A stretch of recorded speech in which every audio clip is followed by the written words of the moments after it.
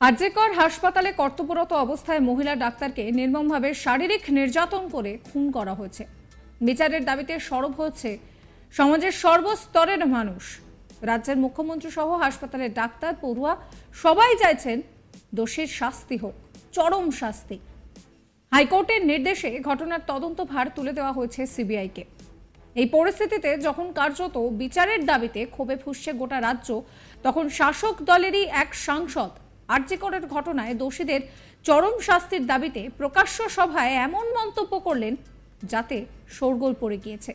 মমতা বন্দ্যোপাধ্যায়ের গায়ে কালি লাগানোর চেষ্টা করলে তৃণমূল কর্মীরা হাতটা মুচড়ে দেবে। ভাবুন একবার, রবিবার বিকেলে আরজিকরের ঘটনায় অভিযুক্তদের চরম শাস্তির দাবিতে বাঁকুড়া শহরে হিন্দু স্কুল মাঠ থেকে মাচানতলা পর্যন্ত একটি মিছিলের পরে একটি সভায় বক্তব্য রাখছিলেন তিনি বলছেন, মমতা বন্দ্যোপাধ্যায়ের গায়ে কালি লাগানোর চেষ্টা করলে তৃণমূল কর্মীরা হাতটা মুচড়ে দেবে।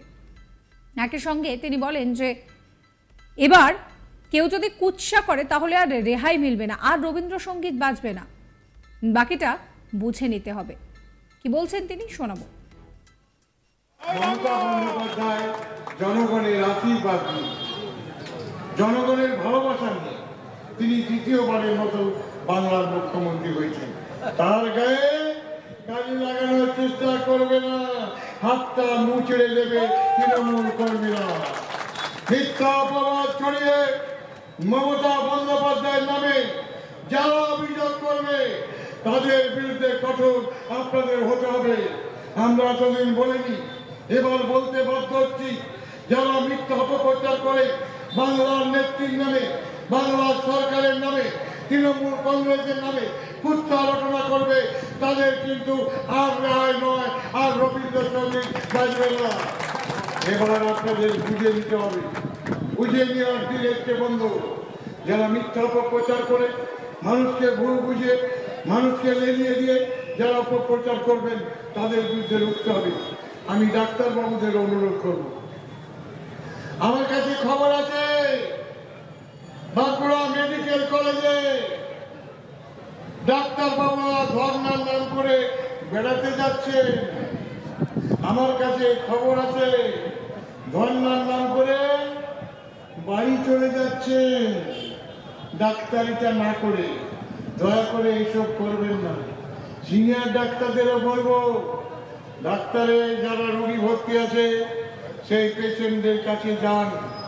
আপনাদেরকে মানুষ শ্রদ্ধা করে, ডাক্তারদেরকে ভগবান বলে মানুষ এখনো মানে।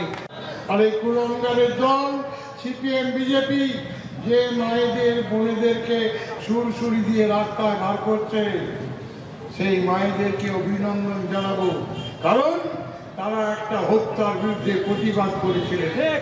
আমি ধন্যবাদ জানাবো যারা সেদিন রাতে বেরিয়েছিলেন, যারা আন্দোলন করছেন, যারা প্রতিবাদ করছেন। প্রতিবাদ করা মানুষের দায়িত্ব এবং কর্তব্য, করুন, কিন্তু প্রতিবাদের নামে সিপিএম ভেতরে ভেতরে ঘোলা মাছ করে তৃণমূল কংগ্রেসের দিকে আঙুল তোলার চেষ্টা করছেন। এটা বন্ধ করতে হবে, কারণ মুখ্যমন্ত্রীর দাবি তদন্ত নয়, চাই আজকে হতো আরো ভালো তদন্ত হতো, সিবিআই করিয়ে নিল। কারণ সিবিআই করলে কেসটা দেরি হবে। কেসটা দেরি করতে চাইছে কারা? BJP, CPM. কারণ কি? আমার ব্যক্তিগত মত,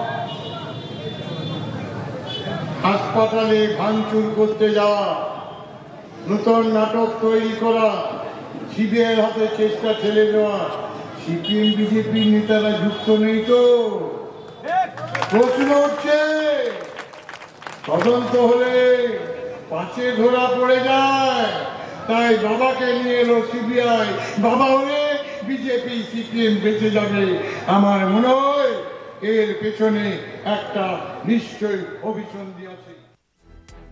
পরে সাংবাদিকদের প্রশ্নের উত্তরে নিজের অবস্থানে অনড় থাকেন তিনি বলেন যে তৃণমূলের নামে কেউ কুৎসা করলে আর রবীন্দ্রসঙ্গীত গাইব না, ব্যবস্থা নেবে কর্মীরা।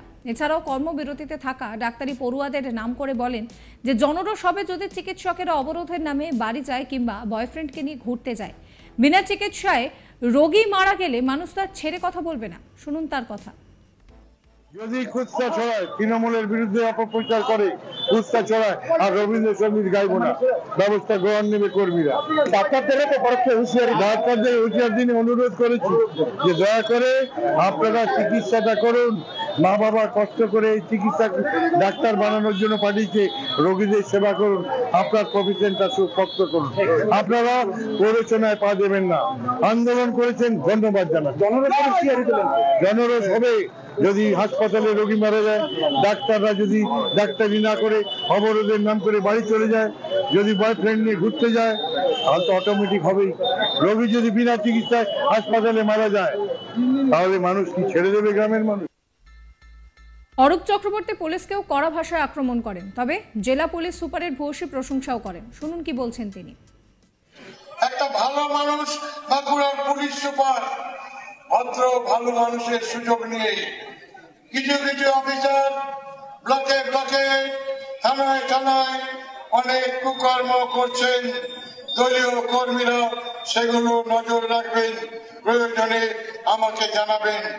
বিজেপি কেও চলবেন, সিপিএম কেও আপনি সাহায্য করবেন, মিটিং মিছিল করার সুযোগ করে দেবেন।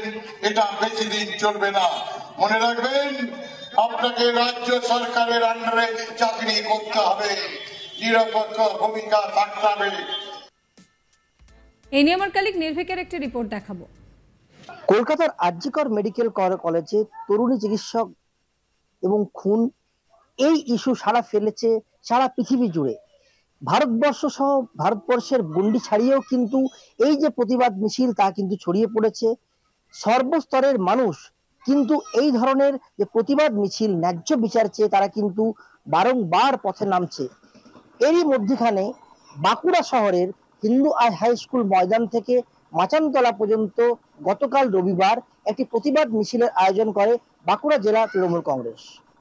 সেই মিছিল মাচানতলাতে শেষ হওয়ার পর আকাশ মুক্ত মঞ্চে তৃণমূল কংগ্রেসের তরফ থেকে একটি পথসভার আয়োজন করা হয়।